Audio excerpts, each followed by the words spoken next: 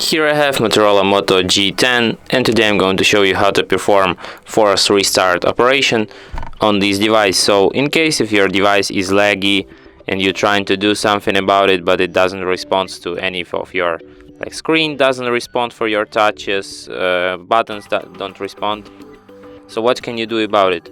You have to restart your device, but when you not even touch the buttons, press them, they don't react. What can you do about it? You can just hold down combination of keys, power key and volume down for about 7 seconds, and after that your device will be force restarted and won't be laggy anymore. Just like this.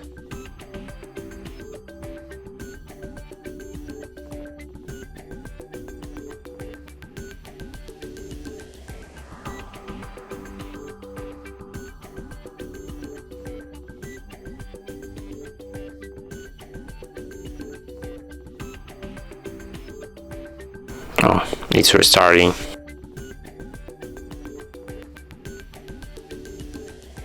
And that's it. Thanks for watching. If you find this tutorial useful, don't forget to hit that like button and subscribe to our channel.